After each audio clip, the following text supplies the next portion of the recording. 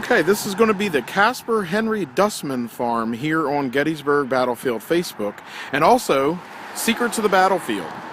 And we're here on Seminary Ridge, and we're looking at the Appalachian Brewing Company. Across the street is the old John Thompson house. To the left would be the Charles Croft house. And just on the other side of the Appalachian Brewing Company is the Mary Thompson house. Now, the Mary Thompson house was originally owned by Thaddeus Stevens. The widow Mary Thompson lived there, and it was there that General Lee made his headquarters on July 1st, 1863. However, the Casper Henry Dustman farm sat right here where we're at today. Now, Casper Henry Dustman was born in the year 1808, and he died on October the 10th, 1881. There was a house that was built today where the restaurant, the Appalachian Restaurant and Brewery, in fact, the restaurant is actually built on the old foundation of the Dustman farm. Now, Dustman purchased the farm in 1850. Now, behind the farm sat a barn. And this was on July 1st, 1863, as the First Corps was routed by Davis's brigade's attack, Confederate brigade under Davis, and it pushed Cutler, who was in this direction, Baxter's, who was in this direction, and then next to him, Paul, back through the Casper Henry Dustman farm.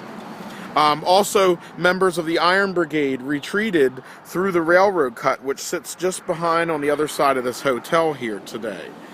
Now, one of the secrets about the farmstead is, actually there are two of them. One is that though you can't see anything anymore, the original foundation still exists that the Appalachian Brewing Company is built on. So even though it's been covered over with modern concrete, the brewing company actually marks the spot where the house once stood. However, behind the house is more interesting, because as a part of the Quality Hotel here, there's this suite right here that we're looking at, and this suite is actually the old barn foundation of the Casper Henry Dustman barn.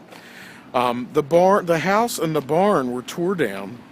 The foundation of the barn was left up, and today is made into a suite with 2 floors, an upper floor and actually a lower floor.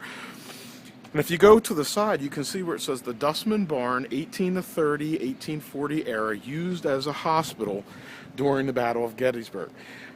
Charles Henry Dustman's barn was used as a Confederate field hospital.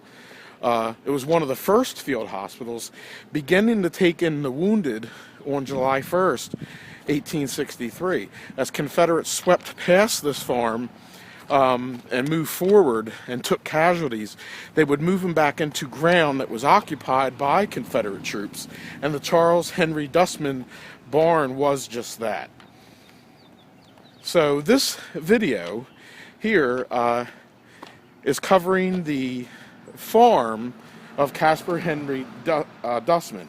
Now, he died, again, like I said, on October the 10th, 1881, and at the time, his wife, Evelyn, was given, in his will, which was made in 1880, the estate.